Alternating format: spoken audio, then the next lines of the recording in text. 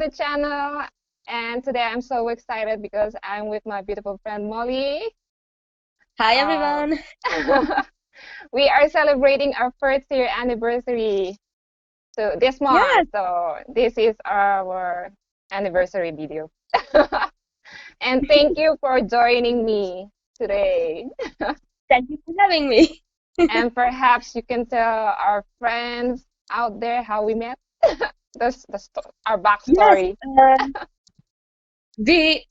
we were in an ExJw group, and then Stella made a post. I'm not even sure about a book. Well, I think it's Or somebody's guy about. yeah, I it was forgot. about a book, and then I Uh-huh. I commented, "Oh yes, I love that book." And then I said, "If you like that book, then here are some other books that are similar in nature."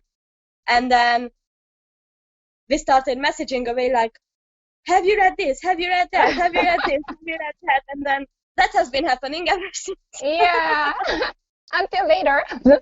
And that's how I met Anton Chekhov and a lot of other uh, famous authors and famous stories from the history from the past. So I learned so much from Molly. I owe you a lot. I Wow. I am lucky because I think and I checked around like literature education, like especially in the US and UK.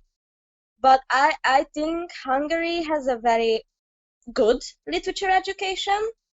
And I'm not gonna say that otherwise our education is good because but our literature education is quite good in the way that we learn from like the ancient Greeks Mm-hmm. up until like the 1980s,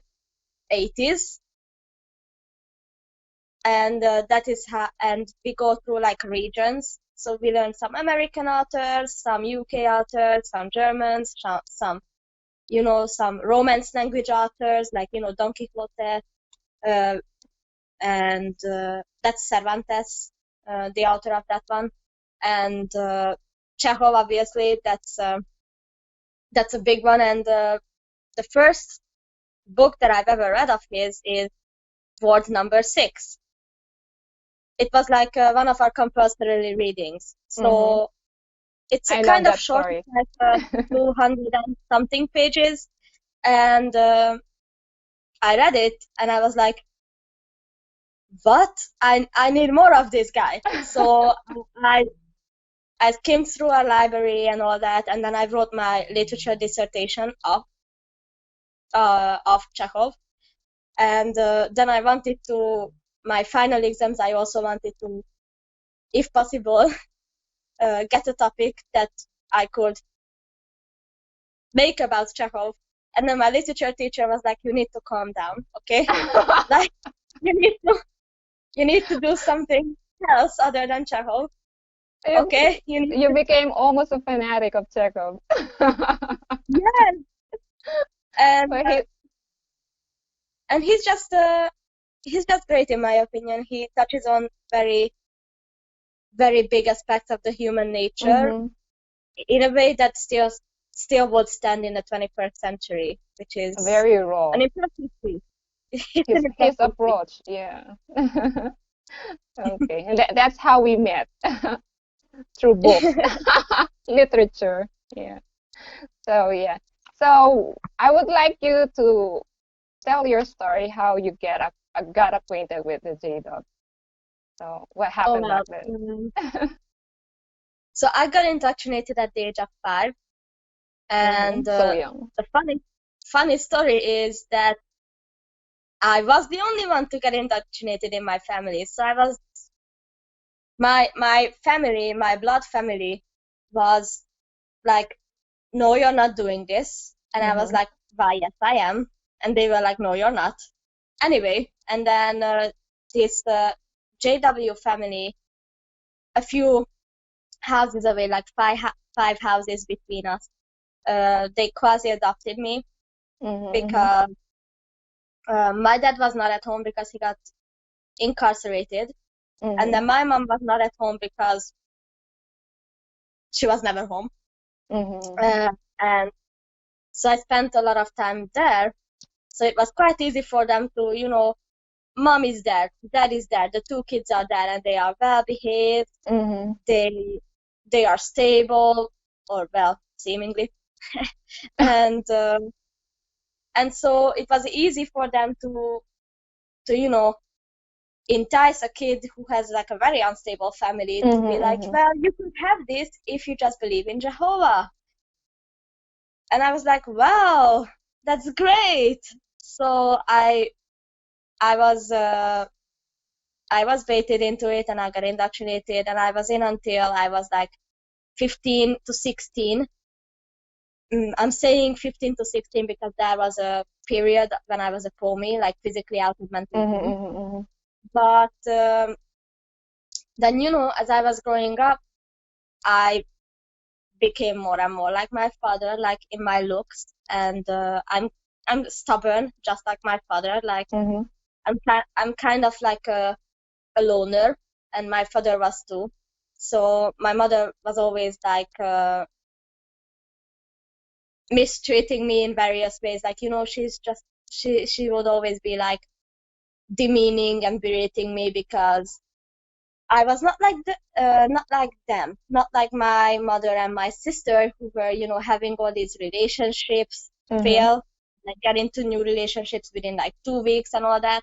Like, they both led very unstable lives, and I was stable. I was just doing my homework, minding my own business, trying to go to the kingdom hall, and Sneaking. Sneaking I to the snuck Kingdom up. Hall. Uh-huh. Mm-hmm. Speaking and being encouraged to do it, no less. Like, Jehovah's Witnesses say, like, oh, you shouldn't lie, we don't lie. And then they are out here encouraging kids, like, oh, lie. I'm making excuses. Exactly. You Subtle know that way.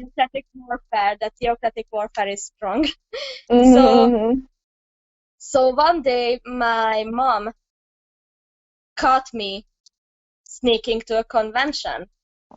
She followed us there, and she saw me all dressed up with the lapel, with everything, Mm-hmm. Mm-hmm. among the sisters But and but you brothers, were like it but couldn't you even weren't be like dressed that. up when you left the house. Of course not. Okay. My mother had a very specific rule.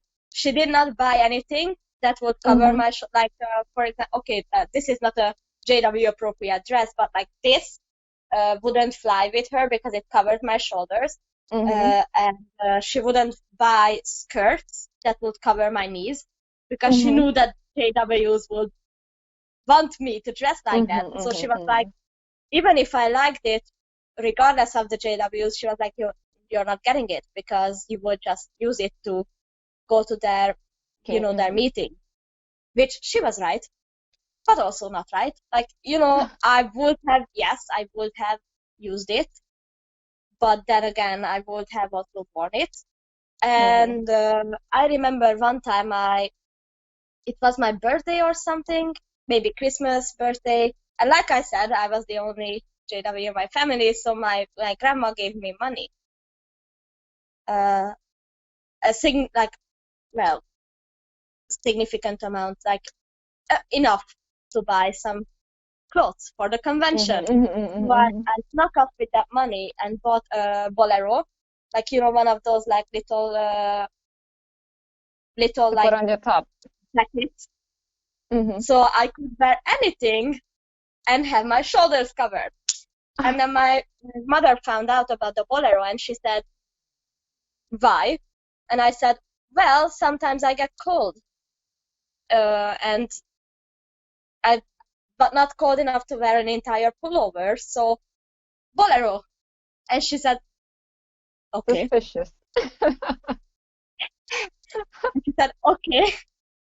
So that was a solution. And I remember because of this, I either had to wear my JW sister's clothes, which didn't quite fit right. And anyway, so Mm-hmm. sometimes I had my shoulders or knees out.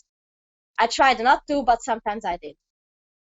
And I remember one of the elders telling me at about age 12, like, oh, sister, you should do a better job at Cover your dressing knees? modestly. because because you're gonna stumble these good brothers. And I'm like, first of all, I was 12.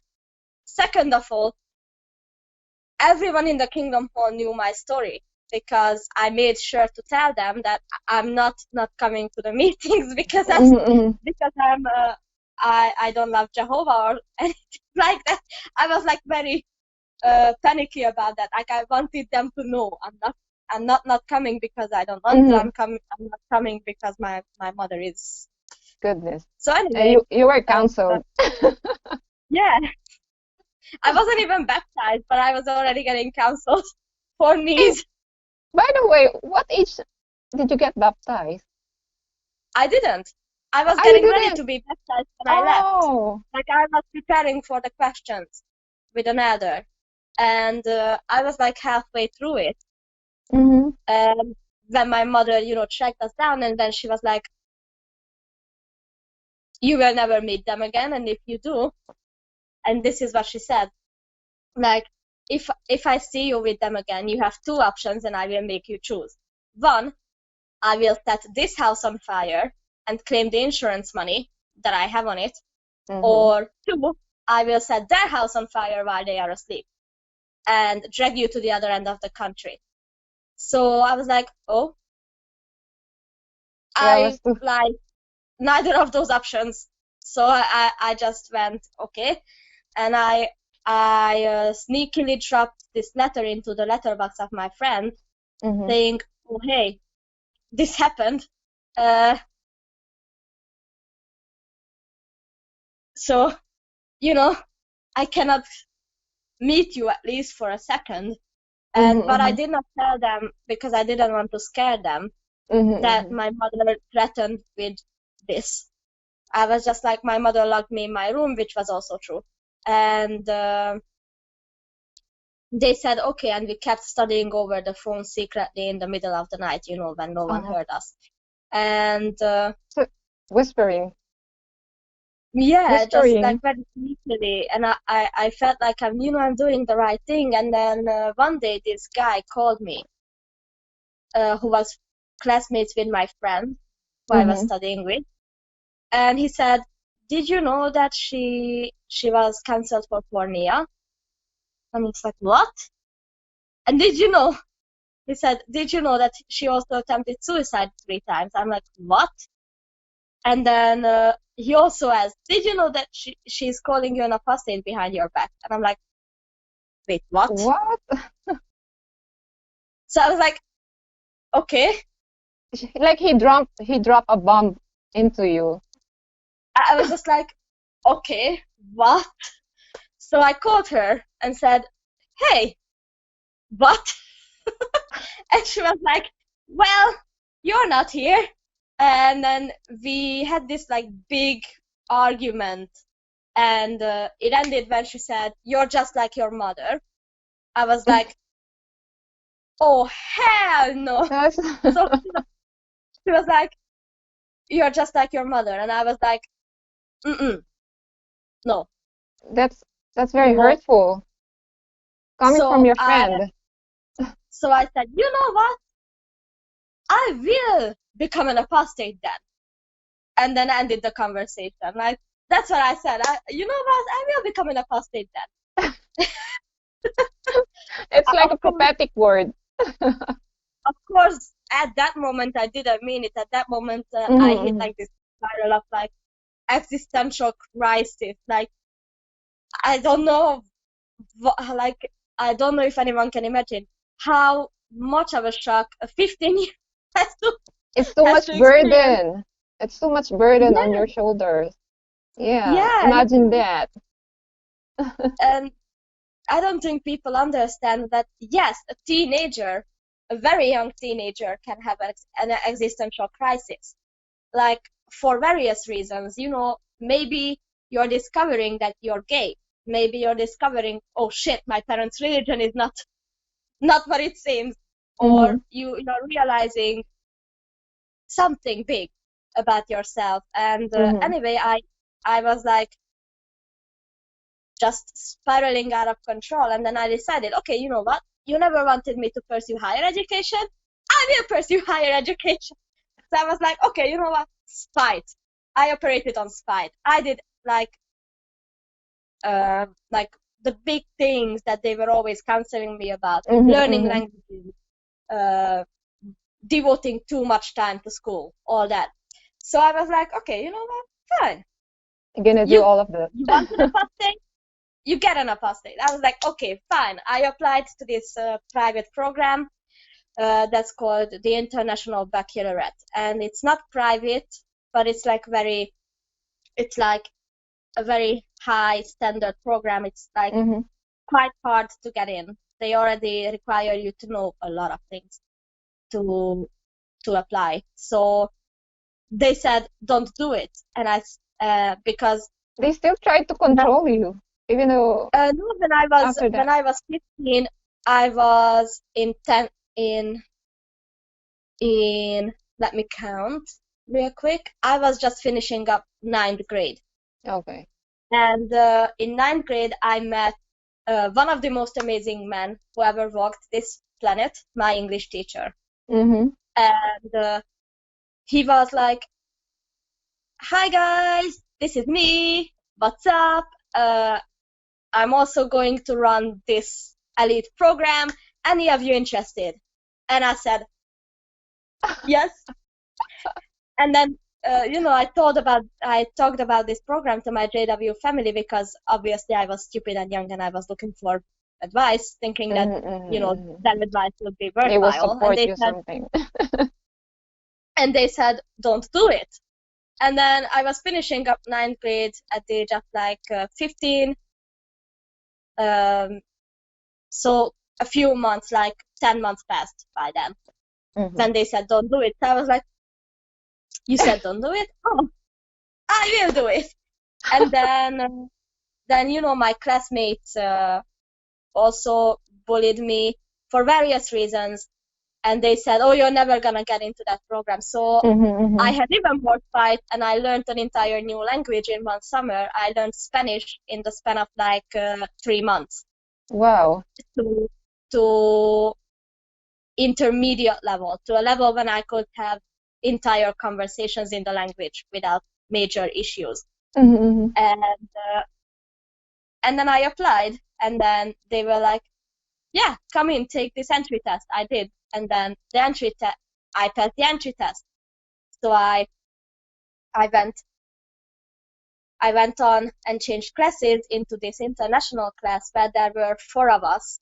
And then the exchange students in town mainly came into this program so they could still continue to get an education while they are abroad and not home.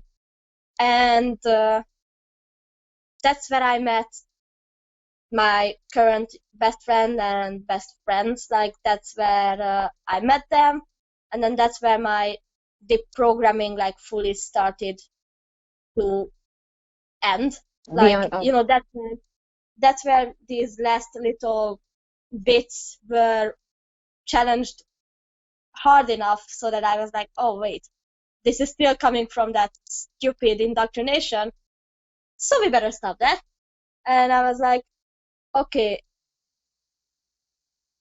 that's not right, and that's not right. So I started this, practice of actually noticing myself per se. I was like, okay, yeah, you need to just not. And yeah, because my best friend is a gay guy, and when he came out to me, that was the moment when these last stupid ideas that I didn't even know I had shattered. They were like, oh wait, okay, this person, I said, whatever you think, it doesn't matter. If you like it or not, it doesn't matter. It doesn't matter. What matters is this person trusted you, this person needs you, and this person will rely on you to be by his side. So whatever you think or whatever you you might wanna say, just don't. And that moment was like when all my, this little, oh my God, why is she wearing that much makeup to school? Kind of, side note disappeared from my head, because until then I had them. Like, like if she wants to be respected, she should dress modestly, or these kinds of like ideas of JW art. thinking. Yeah. Uh-huh. And now I'm just like, oh my God, I was such a little asshole. So that's how my deprogramming like finalized. I was like, okay, I'm in this program, I'm valued for this, for my intelligence and not for my obedience. And actually, about obedience, one of my teachers in this class, a literature teacher, she said, make a presentation about Romeo and Juliet. Oh. And it's modern reiterations. And I did. And then my best friend, who was also in literature class, had like what the Romeo and Juliet characters represent as a presentation. And we both made like the very standard straight lines presentation, And she said, like, we presented our presentations, and she said,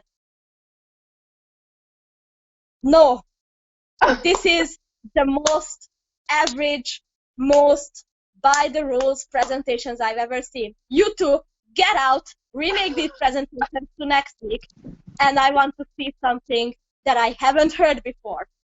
And we were both like, oh wow, that's amazing. Like, we were actually called out by our teachers for doing either the bare minimum or something that's too safe.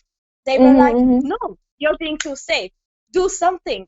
Get She's out of the line. challenging you. Yes, and that was like such an experience that to this day, when I feel like I'm doing something that's just too within the lines and too within, the usual standards, I feel like, okay, how can I make this something different? How can I make this something more? And I think that's an experience that every young person should have. And That's a good experience. I think that's an experience that the education systems should provide students with. And I feel like I'm very, very, very much in debt to these two teachers specifically, because they that English teacher asking, I'm gonna be running this program. Who's interested? And I was like, me. And I was like the only one who raised their hand, and he was like, okay. And I remember that was around the time in Hungary we have something called a language exam, and one of the best in Hungary is the one run by our local university. And in 8th grade, when I was like 13, or let me count. Yeah, when I was like 13, I took that language examination in English. And my score was the best in the entire group that took it.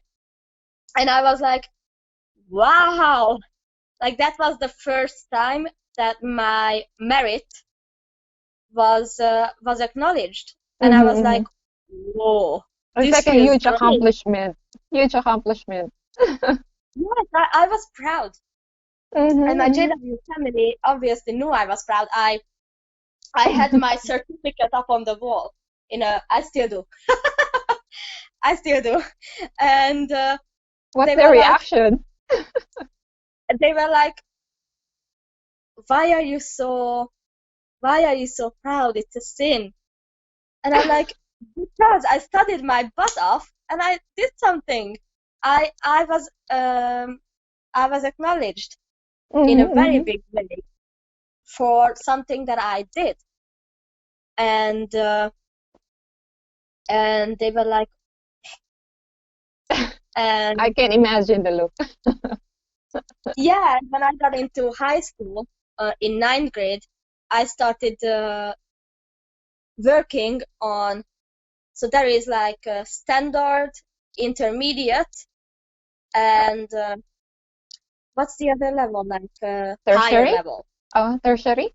And I did the intermediate level at first in 8th grade. And then by my birthday, which is in October, by my birthday in 9th grade, I was done taking the higher level. Like that's like you speak so well that you could pass as a native level, basically. And I passed that too, and I was in the top 10 of that group too. And then I went, the post came or something like that. So I took the certificate in the school because that there is a kind of regulation in Hungary that if you have like a language exam, your school needs to have a copy of it so they can, record that you did that while in their administration because it's course.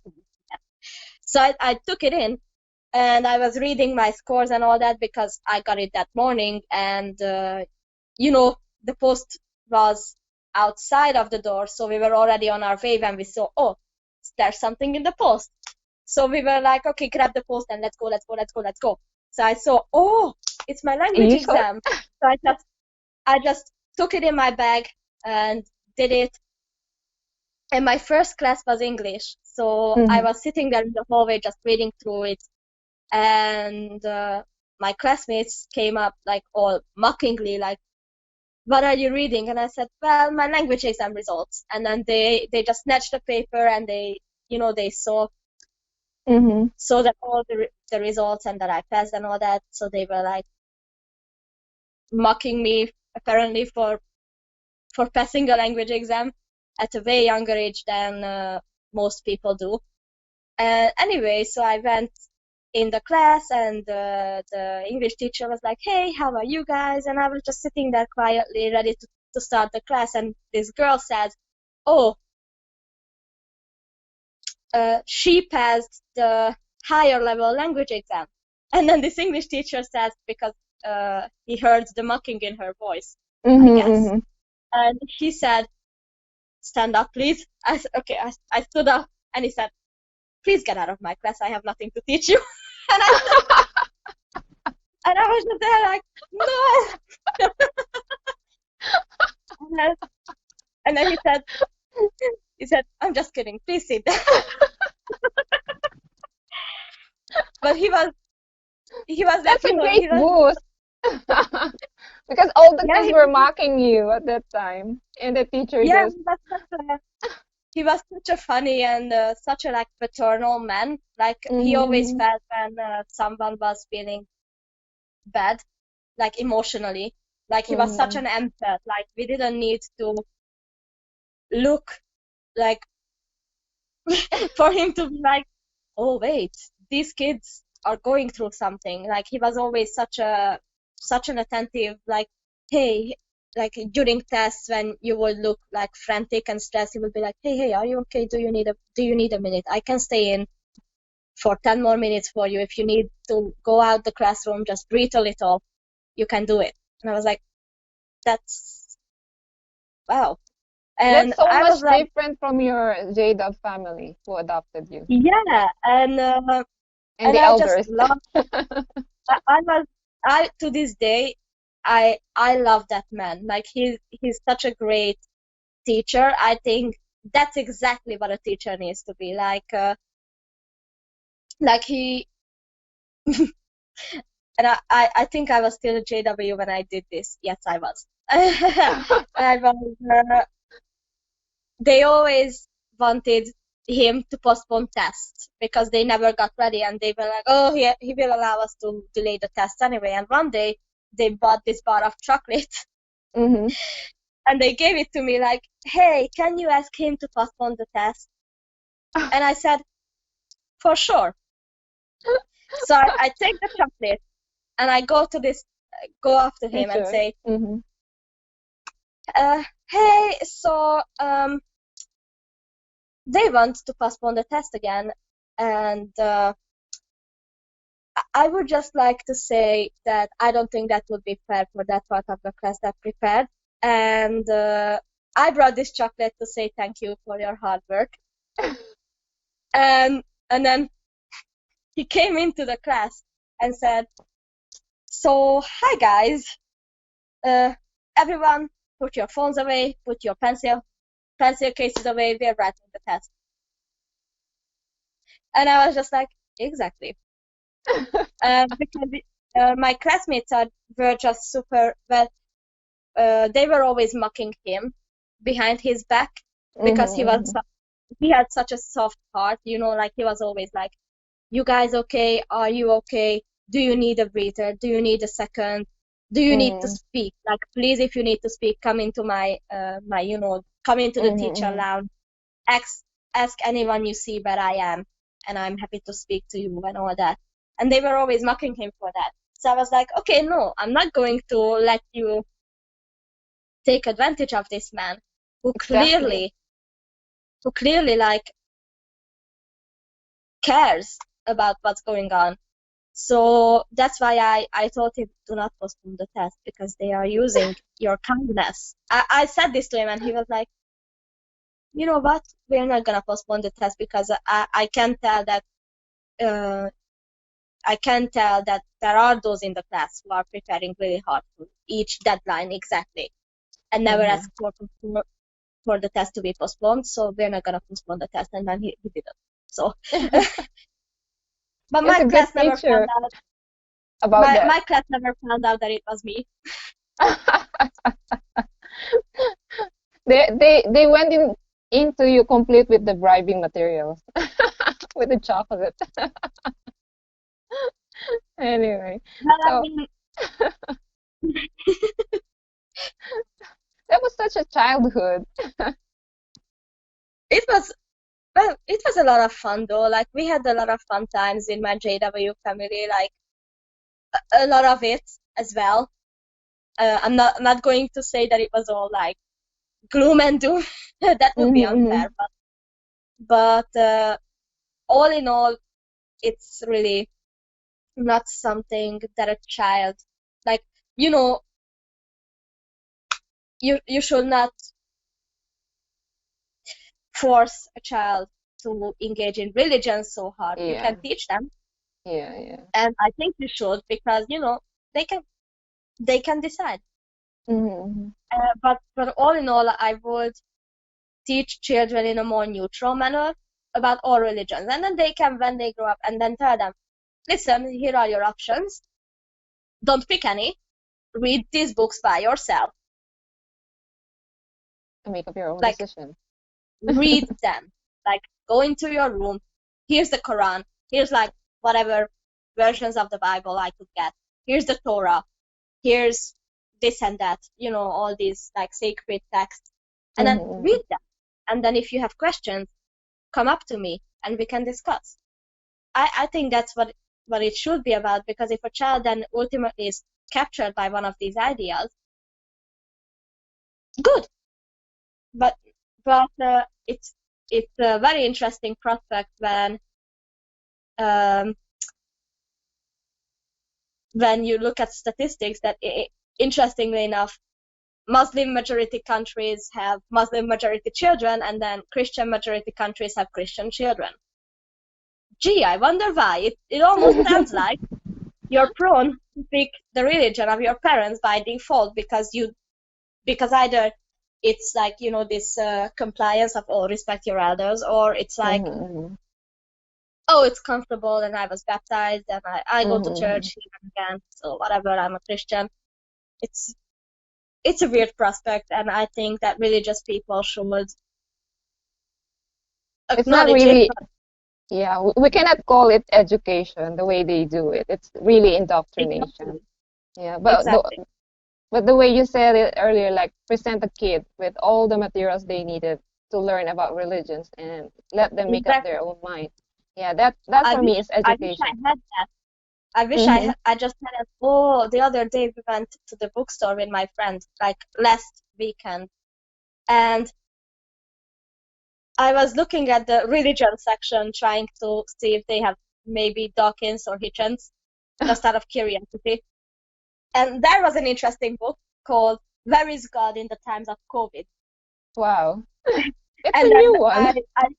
as I was skimming, I saw the Scientology books, like all of them, like way Hmm. up. And I was like, whoa, I've, I've never seen one in the flesh.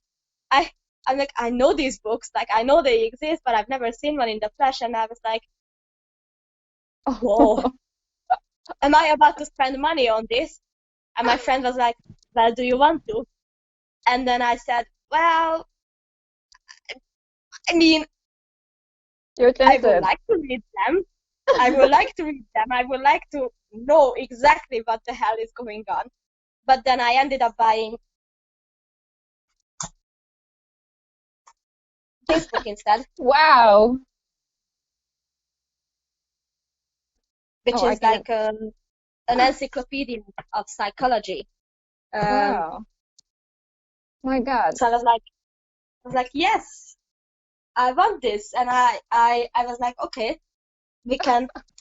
I will read this, and I will just educate myself, because obviously when you have like, well, yeah, when you have mental illness and when you want to be an activist, you need to have basic knowledge of mental health, especially in Hmm. this field of education, that we like, this field of education, activism, and content that we do. Hmm. We need to understand that sometimes undiagnosed people will still have mental health issues, and you need to kind of sort of understand how to handle it. I'm not saying that we should all be professional like psychology experts, but Hmm. reading a book or two will definitely be something. Like, you need to understand what a trigger is, for example, because let me tell you, I met ExJWs who use haha, are you triggered, as a joke. And it's like, well, That's kind of what if I rude. am? Yeah. What if I am? That's not It's that's an not being actual helpful. psychological term.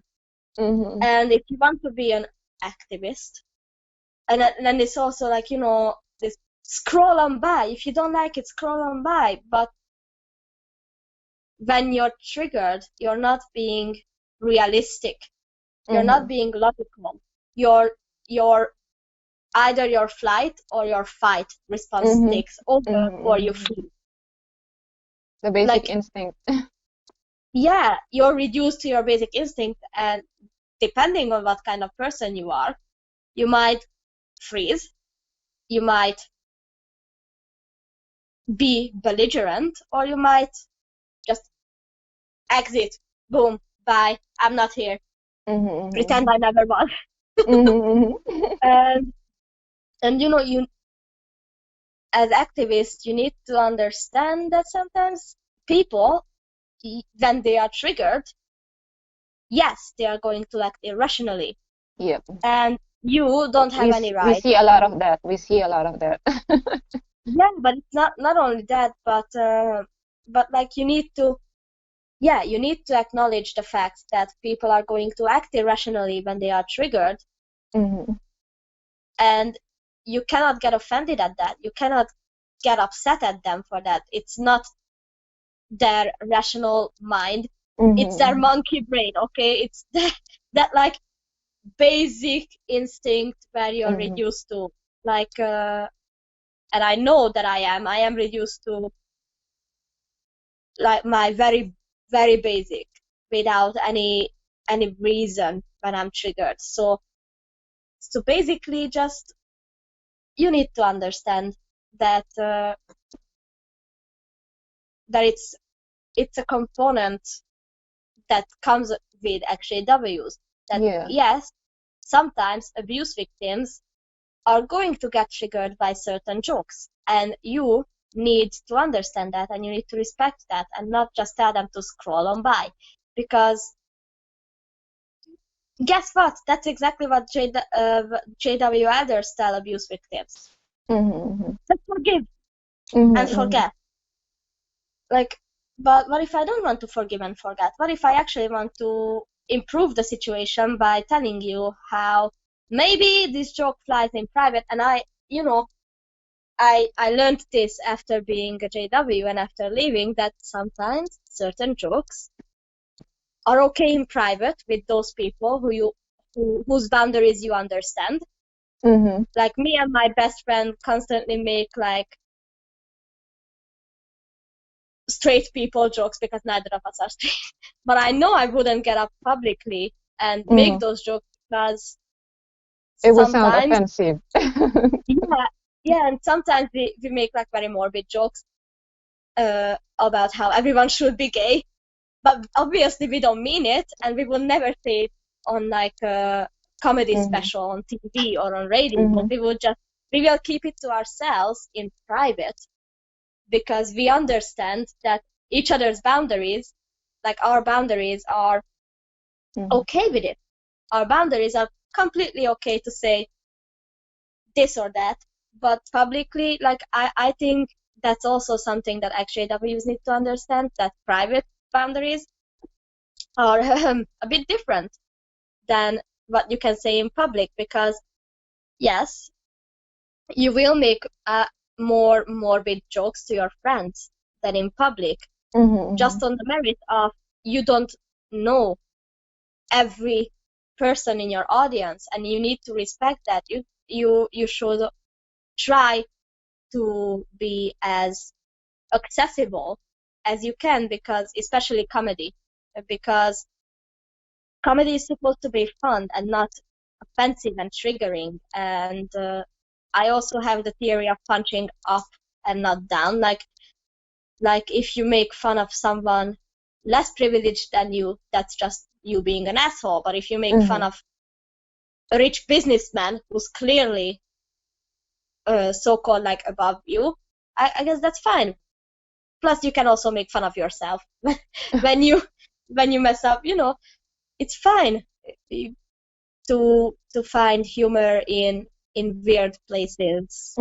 It's Mm-hmm. fine, but you cannot force the public to go with you on it. Mm-hmm. That's Is that's a good thing to pursue after leaving the JTABs. I mean, learning about psychology, learning how to deal with our traumas, Yeah, because we all have the traumas inside the most definitely, organization.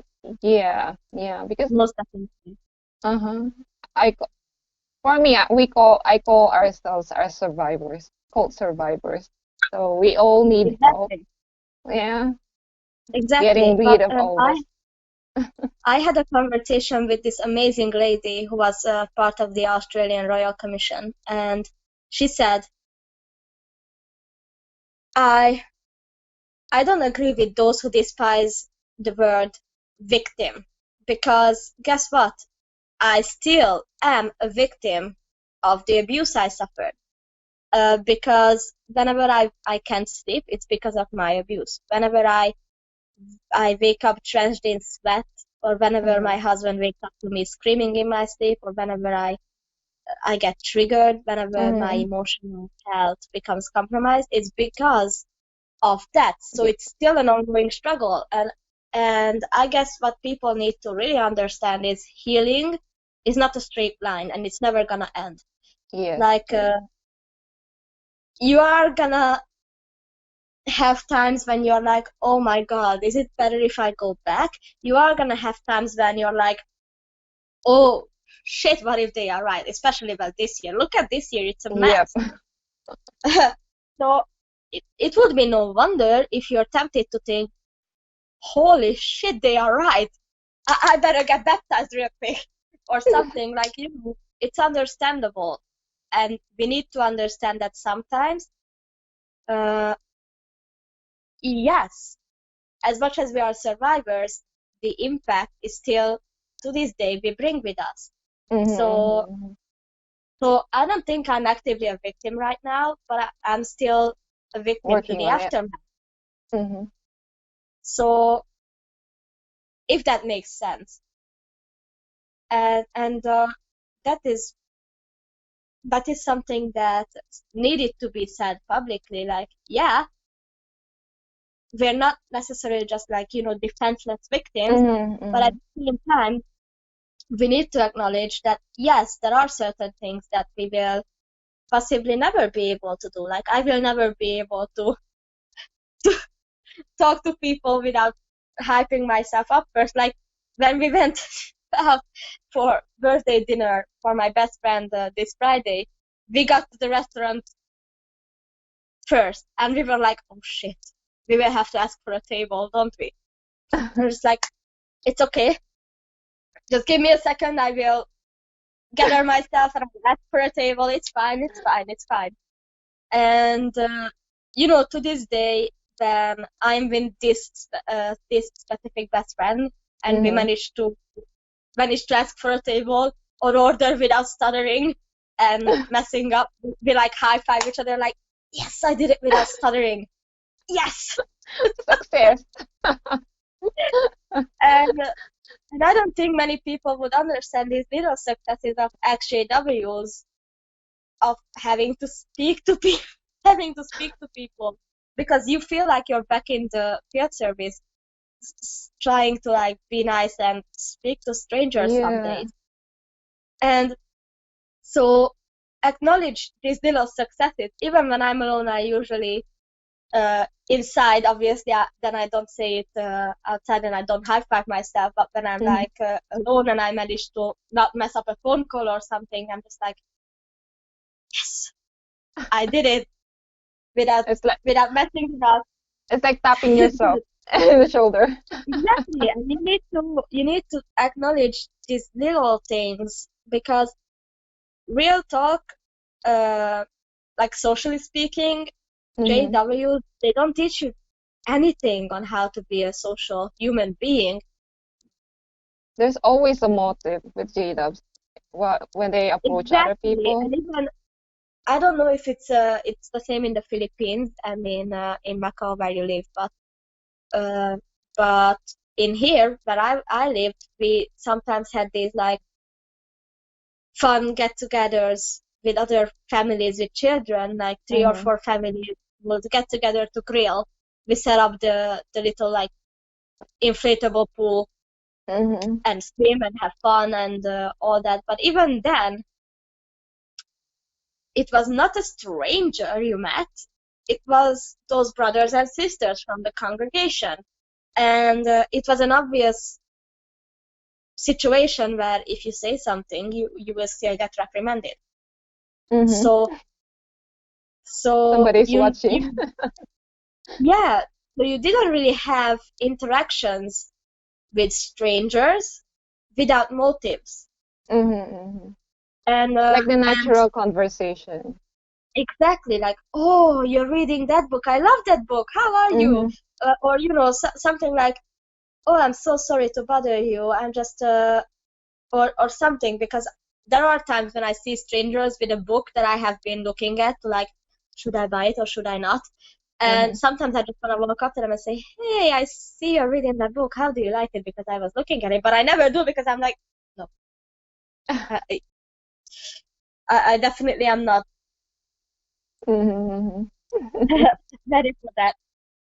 And, it really socially, with like your social skills, you're stifled. Like either you're too quiet or you're too loud.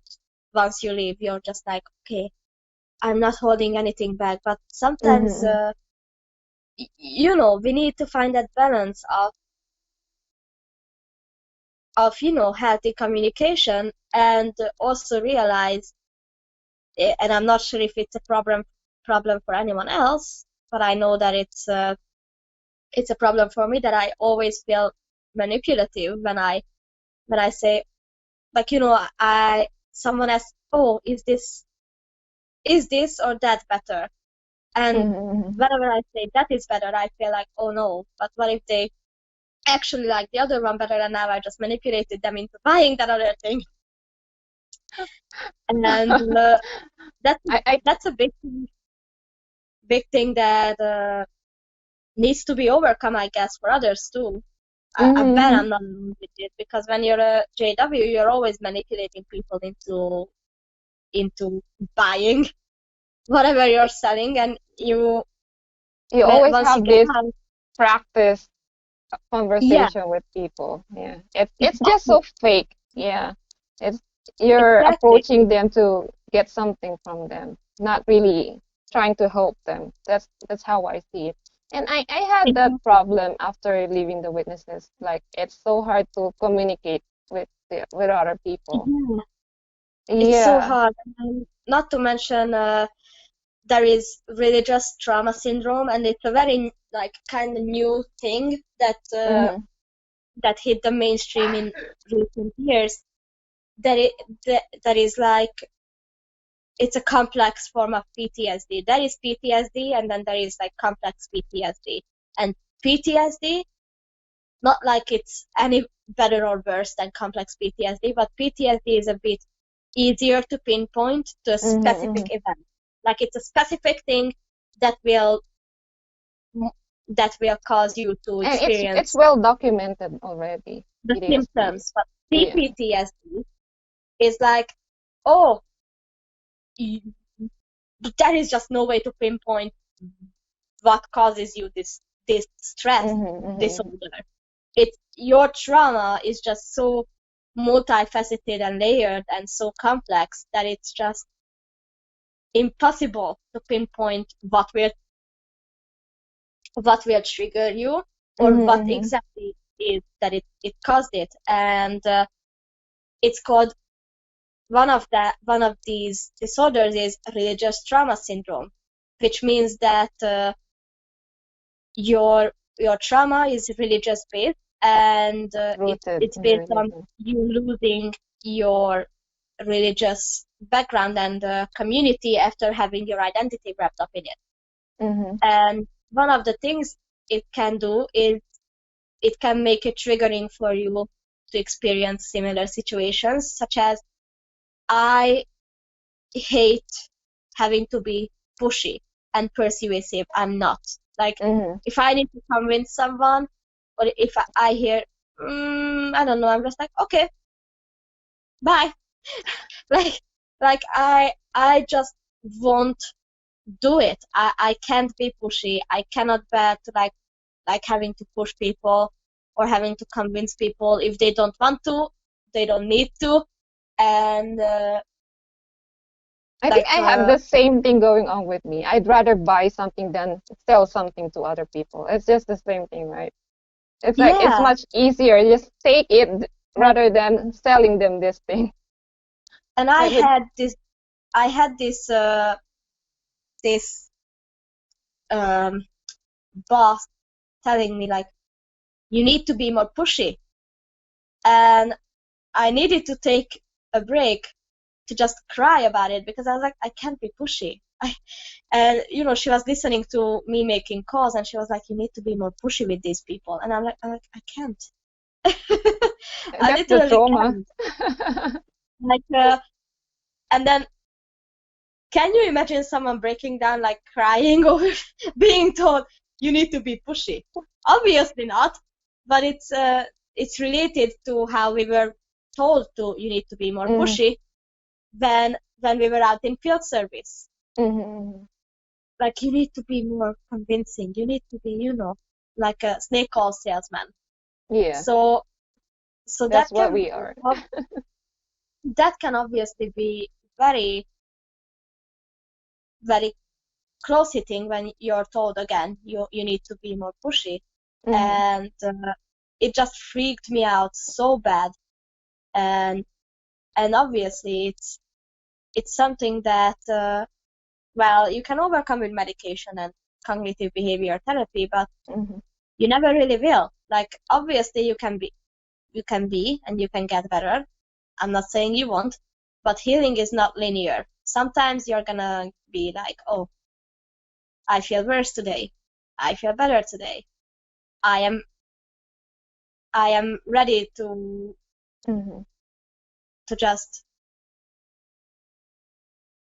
be social today, and then some days you will be like, oh my God, if I have to make a phone call today, or if my doorbell rings, I'm gonna just like lose my mind. Like people need to realize that, and people need to realize that also going to therapy does not equal that you acknowledged your own part in your problems, such as you engaging in behaviors that end up hurting others or you, such as uh, for me, that's like being way stubborn and way stuck in my head is what ends up. I know it ends up hurting people, and you see, I acknowledge it that sometimes I reclude way back into my head, and people get worried or people get weirded out by it. So I realized that I need to be more communicative and just tell people, oh, hey, this is what's happening. I might not be good company today, but if you want to speak, I'm still here. And stuff like that. So going to therapy does not equal that you are just better and you're done. It's an ongoing process. Because anyone can pay for a therapist. Hell, Ted Bundy paid for a therapist. And I reference him because I just watched the documentary, not because he's actively on my mind, just randomly. But hell, he paid for a therapist when he was in prison. Was he a good person then, and was he better? No, of course not. He paid that therapist to manipulate the court into thinking, oh, he's getting better, we can let him go. That's why he paid that therapist, and after the fact, he admitted that's what he did. So you see, the thing is, go to therapy and take it seriously, and don't just try to use it as like, hey, I went to a psychologist, so forgive me? No. And I'm saying this because this genuinely happened to me. Like another ExJw activist, like did messed up shit, and then he contacted me out of the blue and he said, oh, but I went to therapy. And I said, I'm sorry. So do you take my apology? And I'm like, no. First of all, I am not obliged to forgive you. Even if you went to therapy, you still hurt me and others. And second of all, what's this question? Do you take my apology? What if I don't? Even if I don't, you're not, you can't force people to accept your apology. And that's also an important thing to say. Sometimes people, when you hurt them, they just won't want to see you ever again. And a person who's very, very good at talking about this is Mr. Atheist, or now Jimmy Snow. He always says, I had this ex who I abused mentally, and I played mind games with her a lot. And I so wish that she could see me now and that I could apologize, but I will never contact her again, because I know and I realize just because my guilty conscience is still telling me to apologize, she is not obliged to listen to my apology. And I am not entitled to subject her to my presence again, even if I change. And I'm just like, exactly, wow, like that's the point. He got better, he's doing better, obviously, but he acknowledges that people he hurt in the past might never want to see or hear about him again. And I was like that when my sister had an abortion, and well, I still disagree with her decision on that, not because I'm pro-life, but because of the specific situation. I was very, very mad at her because I was indoctrinated as a JW, and I thought that pregnancy is the biggest blessing a woman can ever have. Oof. And so I told her, I hope you will never get to have kids again if you abort that baby. Mhm. Because I was like, I'm infertile. I would love to have kids, and then you're here wasting your blessing or whatever. And obviously, I'm doing better now, but my sister might never want to hear from that story again. Even if I Yeah, change yeah, my yeah, mind, yeah, yeah. and even if I would actually might go into the OR and hold her hand while she's being anesthetized, she might never want to hear from that story again because I was Mhm. a little asshole. So, so that's an important thing, and that is why I'm trying to, self-educate. You always have to like learn, study, improve, Yeah, and it's not yeah. wrong. It's not wrong to say, "Oh, I was wrong." It's very important to say, "Oh, yeah, I was wrong. I was very Yeah. wrong." That is a great thing for any XJW to acknowledge that thing, accept that thing, because it's And just just in general, in general, and also like I guess it's a community that like the JWs, not the XJWs, but it's a mm, community that makes you very hard on yourself for any perceived or or actual failure. mhm. Um, so so we need to stop being hard on ourselves. Like it's fine. It's fine if you cry in the middle of the day, or if you need naps, or if you can't make phone calls, Yeah, or if you need like 10 minutes of like self just for yourself. self cheerleading Mhm, to make a simple phone call or answer the doorbell. It's fine. mhm, You're you're gonna get better if you want to get better, and it's we need to stop performing like we're fine all the time. It's a tendency that I guess actually W activists carry through. yeah. It's Mhm. that they are always all like straight line, professional, all the serious talk, and I'm just like, okay, but what's the difference then? It's like It's the they same when yeah, when they it's were the still same, J-Dubs. yeah, it's the same as if you're giving talks in the Kingdom Hall, or It's like prepared they straight line. being graded. Like, and I appreciate those creators too because they are needed. Obviously for the J-Dubs who are in doubt and all that, they are Mhm. not gonna take it seriously. you know, and I know Yeah, that for the they obvious need to look reason. professional in that way somehow. Yeah. For the ones coming out of the religion.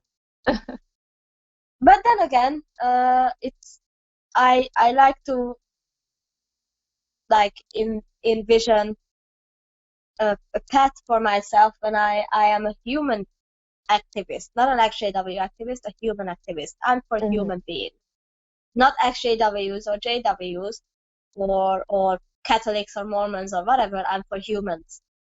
As long as you're human, whatever you have between your legs, whatever you believe, whoever you pray to, whoever you Mhm. love, I won't care. I'm just there. I just Mhm. want to help you.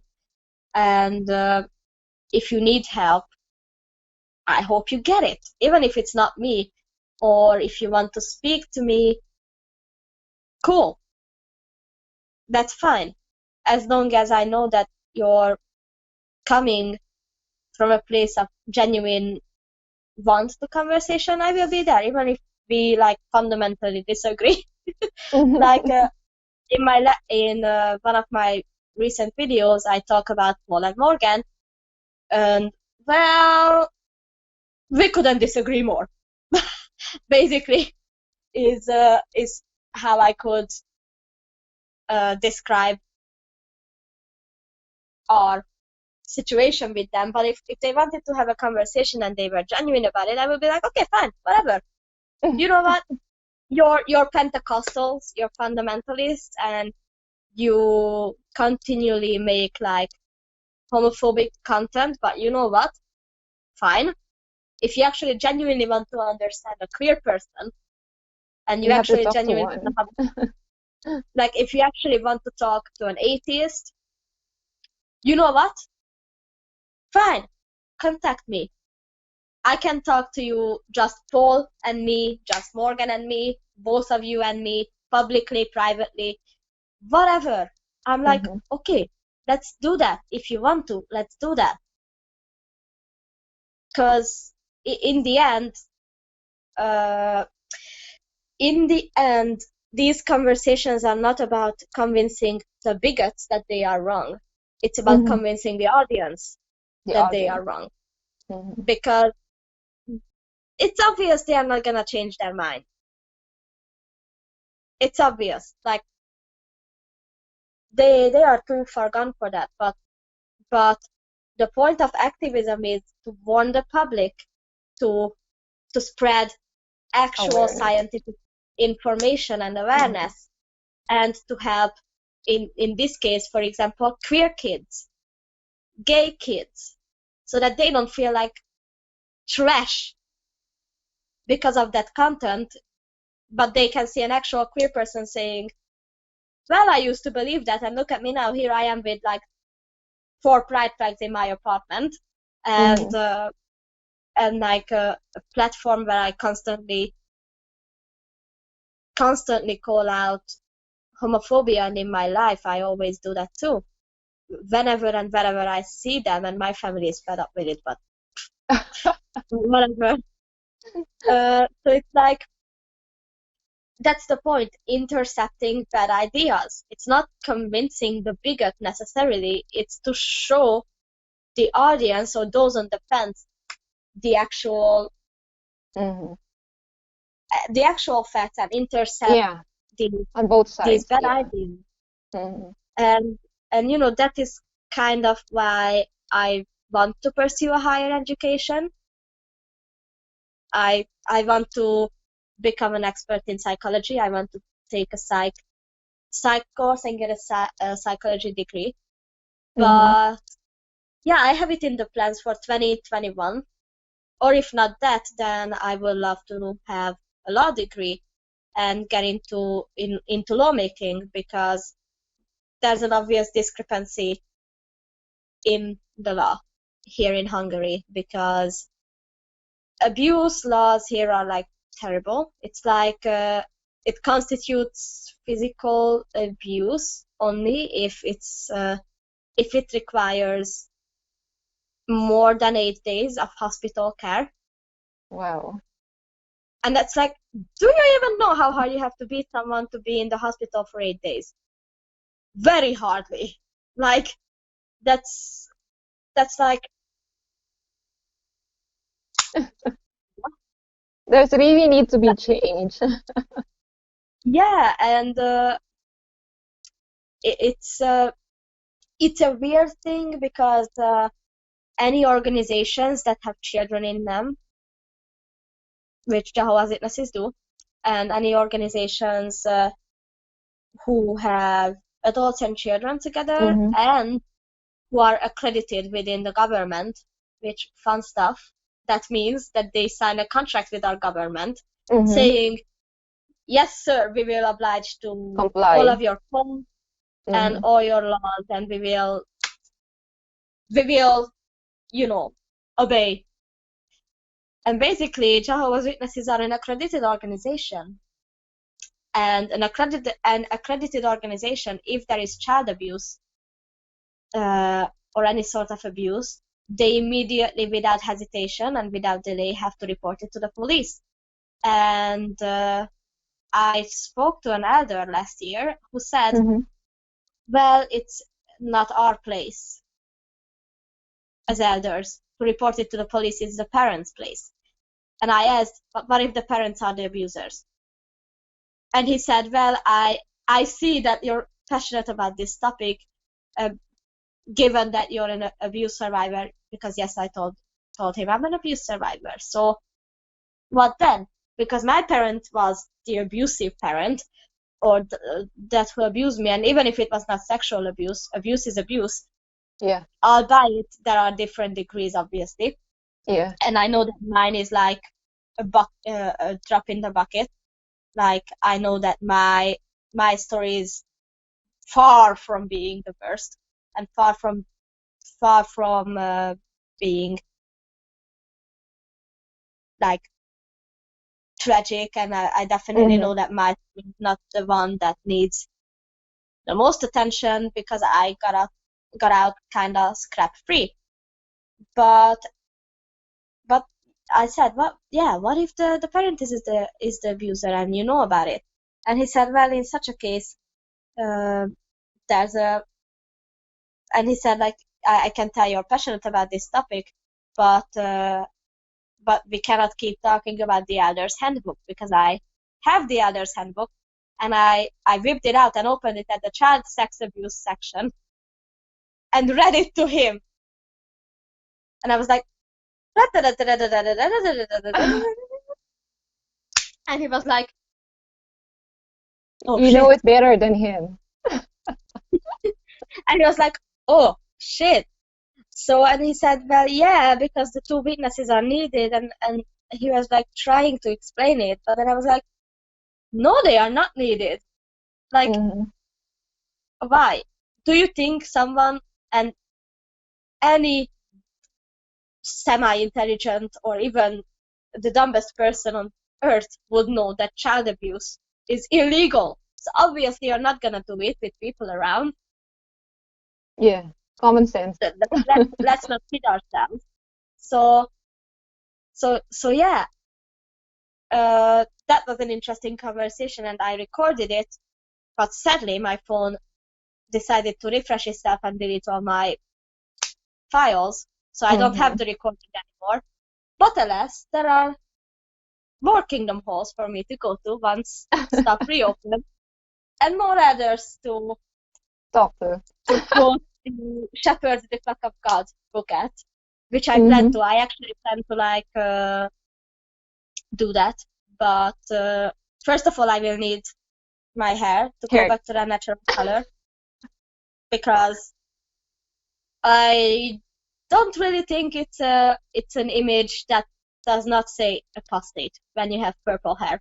And then second of all, even if we reopen, which we kind of sort of did, like Hungary is doing okay as of now. Like, you still are obliged to wear a mask outside. You get fined like $200 if you're caught without one. So Oh. so yeah, and obviously when you're walking on the street you don't need to, but when you start interacting with a person who doesn't walk with you, then you need to, like, you can have maximum of 5 people in one apartment.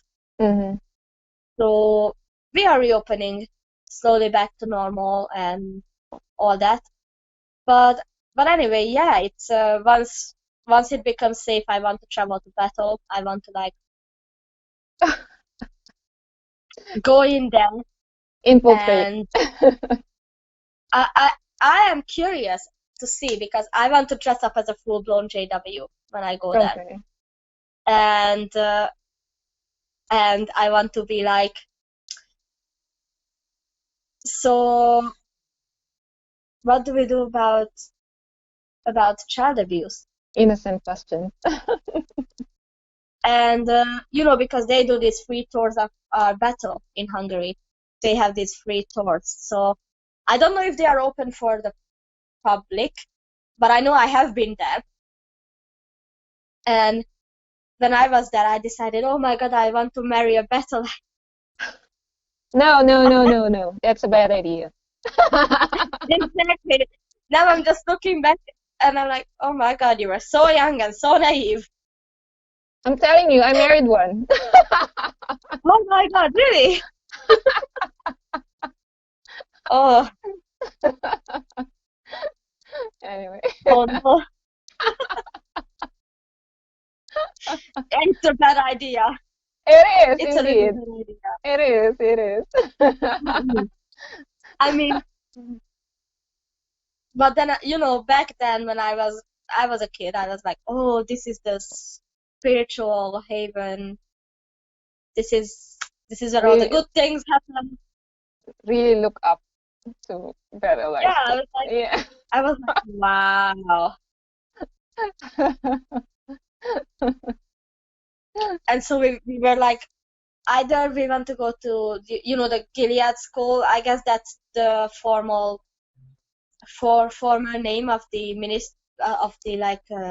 For ministry the school. missionaries, for Yeah, missionaries. Uh-huh. yeah. And I was like, Hmm. I either You want want to to go do there? that or Bethel. But then, looking back, it's weird. Like when you go to Gilead, and I don't know the current name, so I will just call it Gilead. I guess you know what I Gilead. mean. Hmm. So, and funny that it's called Gilead. It's called the same name as Margaret Atwood's Handmaid's Tale country is called. Funny that. So I was like, oh my God, I want to do that. And then, looking back, it's like, isn't it creepy that they will just send you anywhere and everywhere, even to like North Korea and Russia, where you can be like tortured and arrested. But no worry, Jehovah will provide. It's like we are here. like like my mother is not a good person, but she always had this like, who cooked this food? You did. Who paid for this food? You did. So then who put this food on the table? And it's like, I guess now I would say you did. But then back then I would say, well, Jehovah. yeah.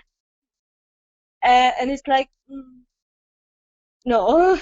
And now that I live alone and I buy my own food and I cook my own food, I'm like, how can anyone believe that it's Jehovah? Like, honestly, that's no way. Hmm. No way. No Hmm. way. Hmm. It's My all me. goodness. It's all me and my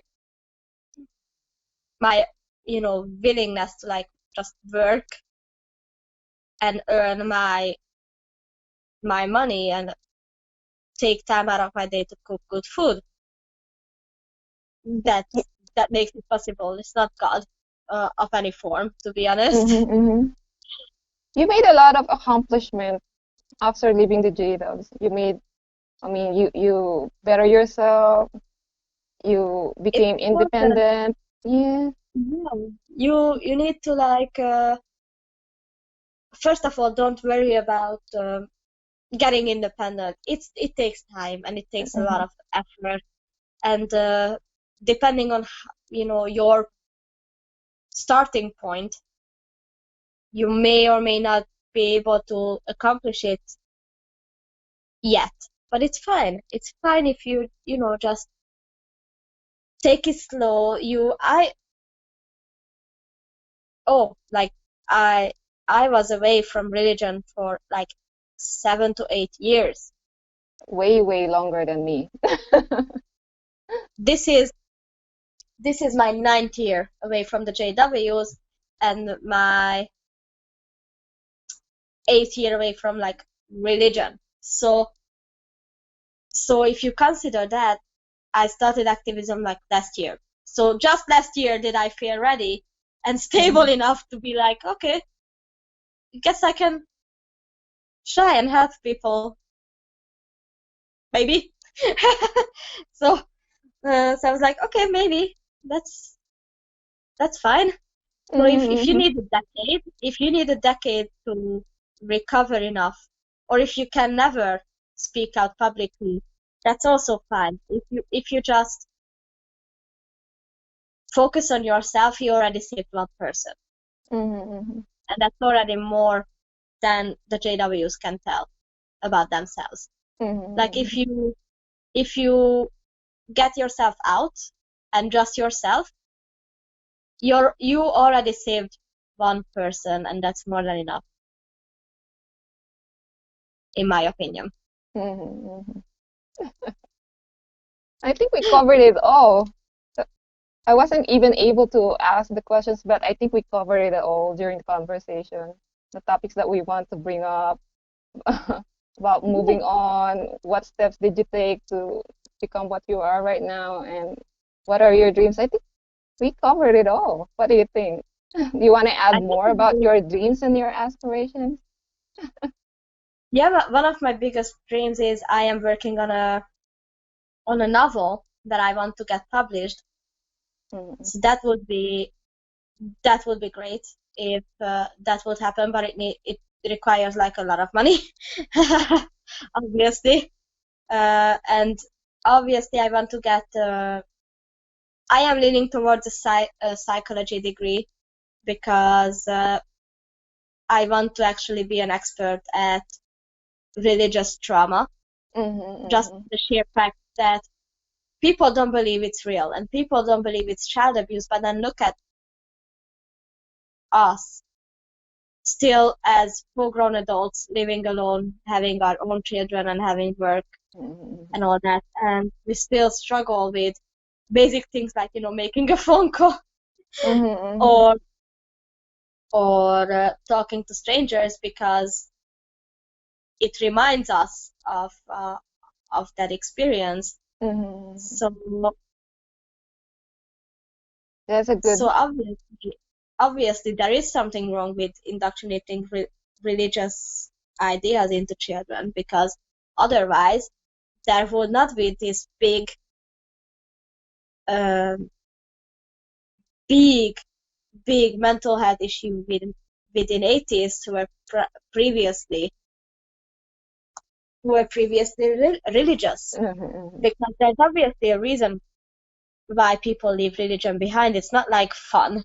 Like it's not fun to leave religion. And I guess the two of us here can attest to that. Like Yeah, it's not fun. It's it's not not. lighthearted, and it's definitely not because we want to like sin. Yeah. It's because we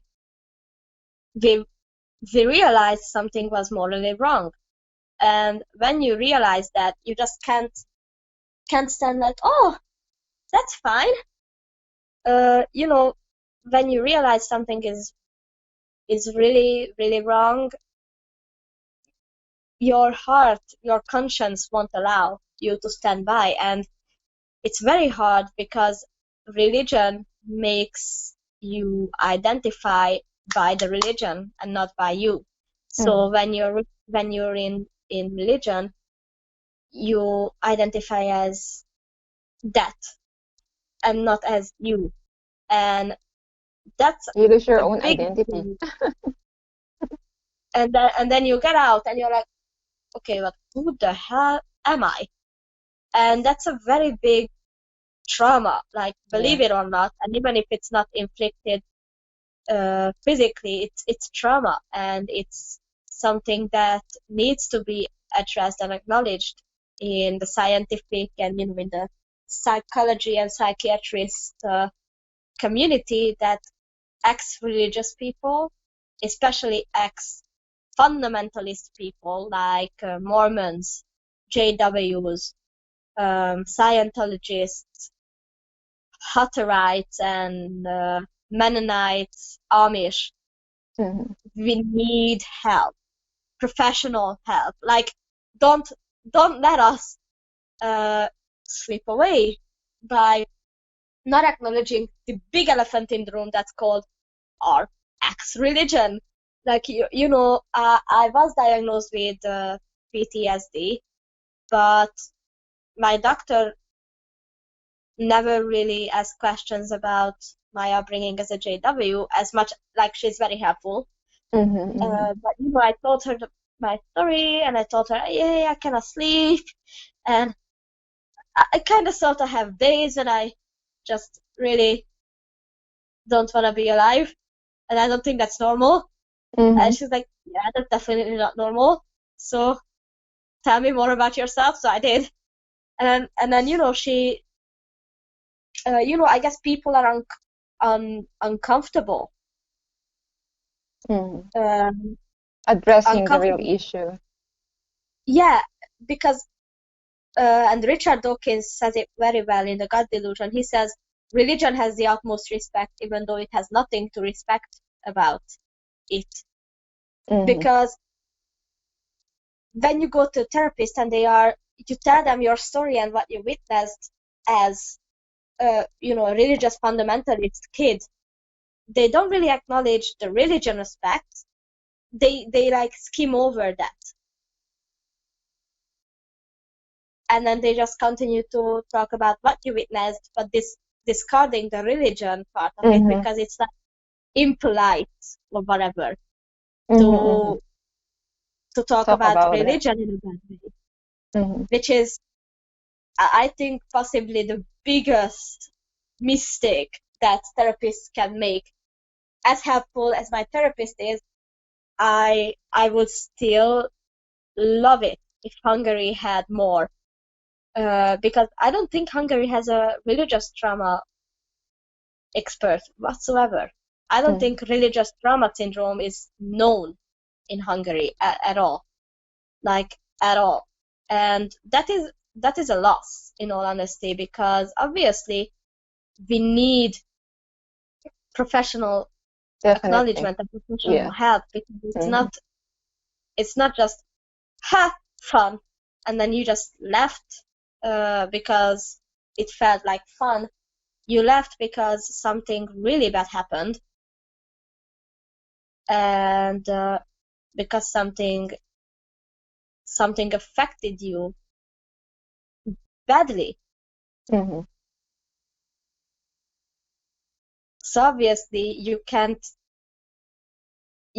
just do this and not acknowledge that big thing that's like that children.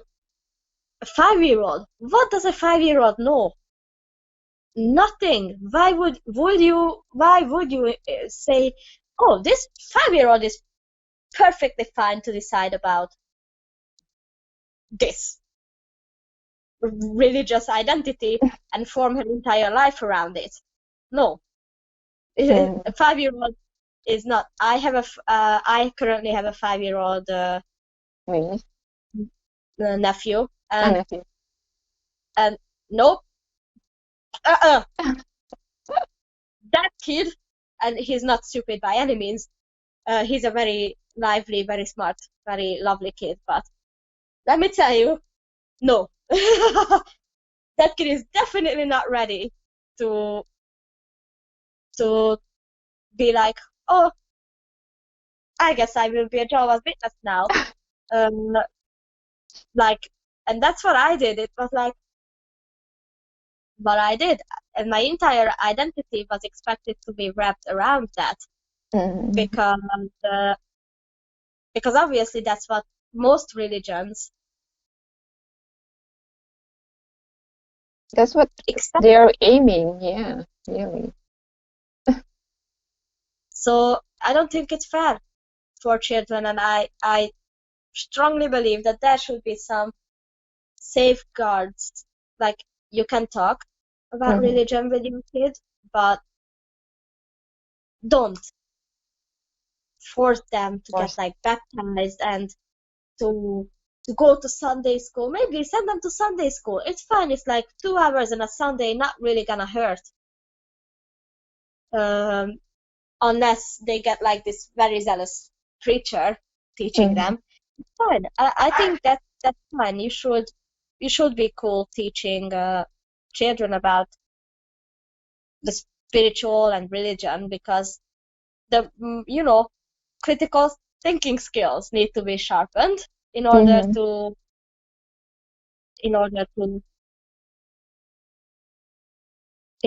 be healthy, and in order to be full-fledged humans. So yeah, respect young people's critical thinking skills enough that they can make their own decisions about how much they want to be involved in church, but also respect them enough to not expect them to give up their identity that is barely formed to be fully in the church. They will know. They know, and they will not be like devil worshippers if you leave them alone to grow up. Like, it's fine. Children can be fine. without you beating them over the head with the Bible. Okay. Okay. I just have one last question for you. Maybe you Yeah. could give words of wisdom for the young ones who wants to leave the witnesses. What advice can you give to these young people? Right. If you want to leave, first of all, uh, assess your safety. Like, you know, like test the waters with your parents, and I'm not saying tell them you're gonna leave, but like you know your parents well enough to kind of sort of understand how they Mm-hmm. would react if you leave. Mm-hmm. So first of all, do that. Like assess the situation. Like how would your family react? Would you be kicked out on the street? And so and so. Because if you would get kicked out on the street, then your first step is finding accommodation, finding Mm-hmm. somewhere to be. And if you're underage, then don't get kicked out. So in such a case, pull through. Mm-hmm. Um, even though it's hard, but in such a case, your safety should come first, and obviously you shouldn't need to live on the street and be dependent on strangers. So as Uh-huh. much as it might pain you, but push through Uh-huh. just until you're a, you're an adult legally. Like that's most countries it's 18. So do that, push through, and until then, join online forums like online communities, message people online, Find support. reach out. Yeah, Mm-hmm. reach out to Mm-hmm. people Mm-hmm. online. And what you can do is get a VPN, hide your traffic, like, delete your browsing history and all that, or delete Mm-hmm. that specific browser history that is like apostate. And so, yeah, your safety is paramount. So, whatever you can do safely to break free, do. Maybe sneak off to therapy. Mm-hmm. That's a big recommendation. Sneak off Yeah. to therapy. Try and get help. And your therapist, that's a full-grown adult, and maybe, just maybe, if you ask, they can actually help you get accommodation. Or and classmates. If you're still going to school, reach out to classmates you trust and tell them, hey, this is my situation. I might get kicked out of home. Do you have any means to help me? Or ask for advice. And yeah, make friends who are ExJWs as well as who are not Mm-hmm. ExJWs. Like Mm-hmm.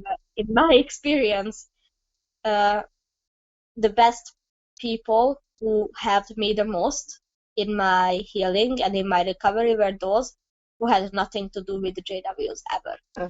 because they didn't, like, some XJWs like to hurl the insult, like, go back to the kingdom hall because you will be better at serving the governing body when you disagree with them. And that's very, I'm not gonna say it's like offensive or hurtful, because I'm just like, sure, mate, whatever. but Mm-hmm. but but they shouldn't. And those who are never related to the JWs, they wouldn't say that stuff. They would be like, whoa, dude, that's a serious amount of baggage you got there. uh, Wanna talk? Want me to cover for you while you sneak off to therapy? Mm-hmm. Want some alcohol? Something? Do you need help? Are you okay? So so make friends. It's Yeah. a very important thing. And always, like, practice online safety, especially in the IKW circles. Like, some of these people be crazy. I'm not gonna lie. Mm-hmm. I've run into some of those crazy people who try to hack others and all that. So, Mm-hmm. online safety and just your safety is paramount. Yeah. So So what you can do is just really safety, take precautions, sneak off to therapy if they don't allow you to go to therapy, because Uh-huh. many JW parents don't. So And one more thing, pursue education. Don't forget that. yeah, pursue Yeah. education. Yes. Mhm. Okay. Okay. So that's it. So thank you so much for coming Thank by you to for the having me. channel. We really love you having you here and Thank you for hearing having me. your wisdom and your experiences. That is that this will be very helpful, especially to the young ones, like how Thank to you for deal. having me. And, Thank and you I mean, so much. I always appreciate your wisdom in your videos and your insights, because obviously you went through the adult JW life cycles to like marriage and having children and working while being oh my god, You're in the spared of that. military. Yeah. Okay. Okay. Thank you so much, Molly.